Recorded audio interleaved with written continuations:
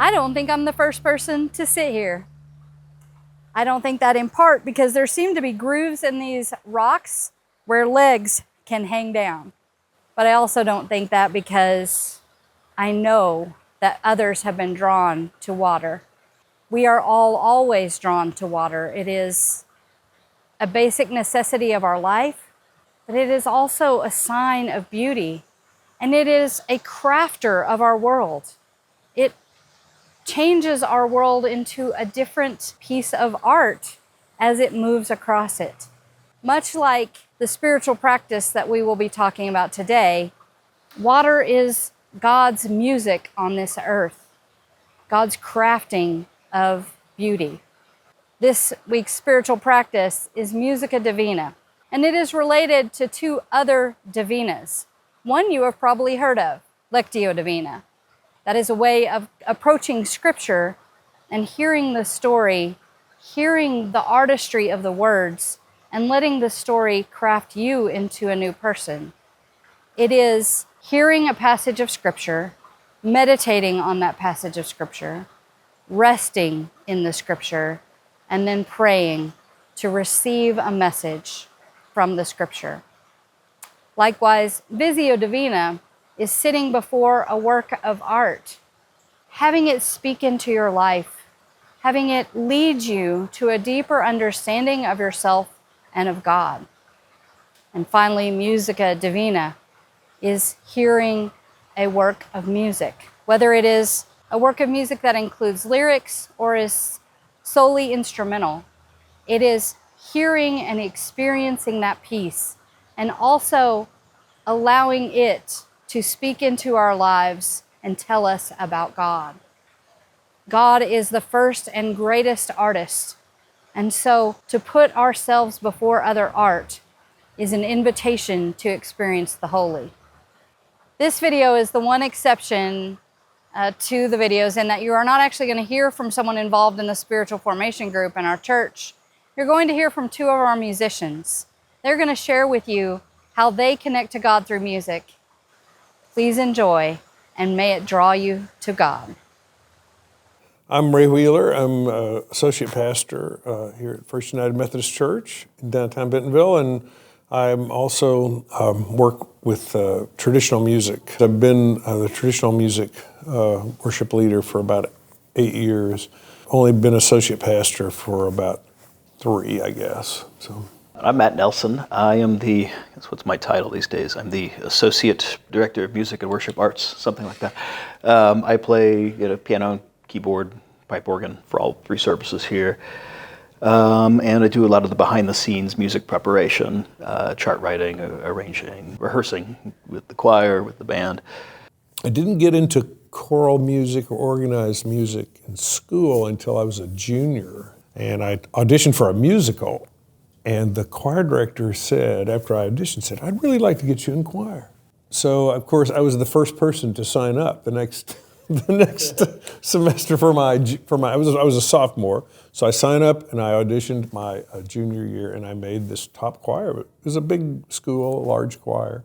The first day, the choir director said he called all the students who had been in the choir before, and they had 2 pieces that we sang at every concert. And he says, I want you to sing, "The Lord Bless You and Keep You, and a Mighty Fortress is Our God." And so these 30 upperclassmen started singing. And I remember listening to them sing, I thought, this is the voice of God. This is what it must mean, and to me, and I was so taken with it. So then obviously I stayed in choir and then decided to become a music major. So in a way, I think that's probably my most profound moment of seeing God, and it changed my ongoing life. Obviously, so. It's interesting, music as entertainment is I realize that's how I think most of the world perceives music. Music it's a commodity, and it's bought and sold, and people consume it, and there's a lot of different ways of listening to music. I think from the earliest age I can remember, though, it was almost mystical to me. It was I remember listening to music when I was 3, and there was just something mysterious about it. And I wanted to learn how it worked. I wanted to learn the mechanics of it. I wanted to learn the language. I wanted to be able to do this too. but music's always felt like this inner sort of heart level thing for me.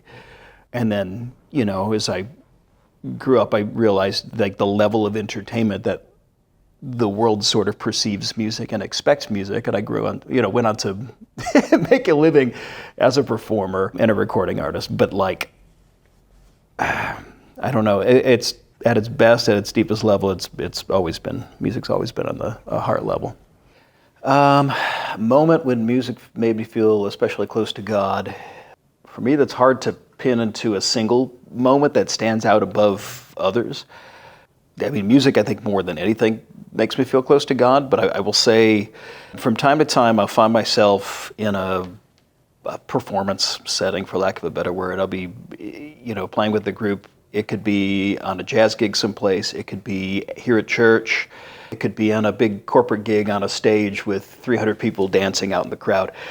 But every once in a while, I'll just experience this feeling of like sort of sync, where like time will slow down. I'll notice that my hands are moving and I'm not thinking about it at all. And I'll look around and it's just, I don't know how to say this. It's like I could sense that we're all a part of something larger. Everybody that is participating in the making of this music. Yeah, there's just this inexplicable feeling of creating something together with other people, and this sense of, I'm the instrument. It's like I'm being played by this force larger than myself. It's just difficult to put into words. And I experience this sometimes when I'm playing by myself too. And I mean, truly by myself, nobody's listening. I'm just playing because I want to play. And that's like the deepest form of prayer for me, I think. Beautiful. As a choral guy, I've always listened to the text really closely, and so I heard this Te Deum by Benjamin Britten, and through the music, I'm listening to it, and in a spiritual way, I understood this Te Deum to be a hymn of, this Te Deum starts with God in heaven. We praise you, O God, your glory is unmatched. And we talk about the angels, and we talk about the martyrs, and so as I was listening, I was just seeing this spiritually, I guess, in a way, and all of it coming down, and the very end of the Te Deum is, O Lord, in thee have I trusted, let me never be confounded, in the traditional sense. And when I heard that piece, it's so profound. I still remember that performance because I realized that was such a spiritual idea of praising God and then bringing it all down to the person.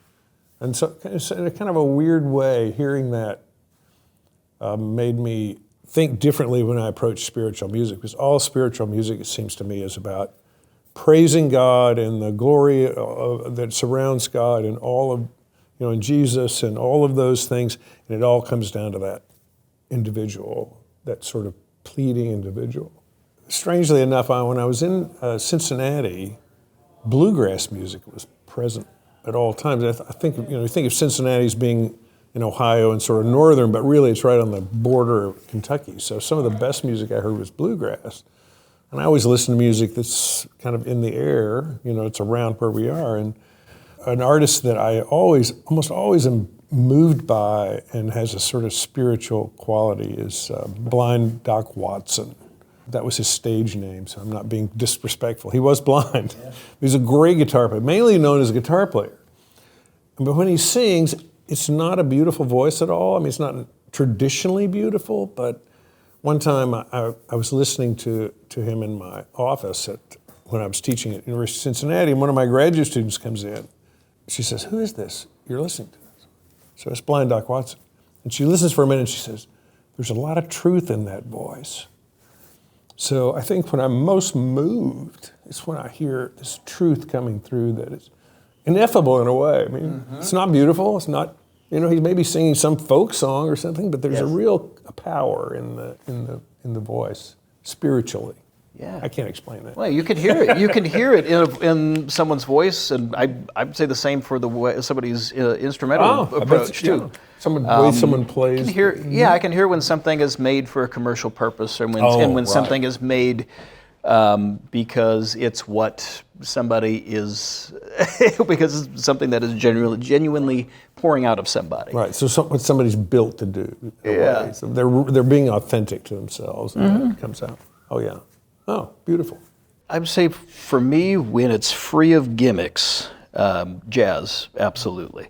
And I say free of gimmicks because sometimes jazz, it's a word that is loaded with a lot of different ideas. And I guess for me, what I'm getting at is like jazz at its most pure form. It's a language, you know. And when you learn to speak the language, it's the ability to sit down and speak freely at your instrument, whatever your instrument is, if it's your voice.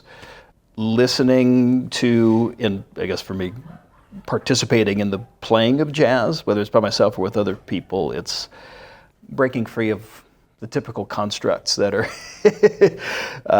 around music, that music is often organized around. And yeah, it instantly takes me to this deeper level, deeper than thought. What happens in my heart or spirit when I let music lead me in prayer? Like, again, you know, more so than saying any words, playing music is often prayer for me. And I find that when I'm playing music, particularly like in a worship setting or in a situation where I'm improvising, I find that again, like time slows down. I'm very, very present in the moment. I'm not thinking about what I've done or what I'm about to do. I'm just doing it. Yeah, it's prayerful, it's meditative. I'm kind of agree with you on this, Matt. You know, even though we do different genres, there's an old saying that he who sings prays twice. And I think what that is getting at is that the music, the melody, and what you're doing to make the music, it puts you present, and it kind of connects you in a way with the divine.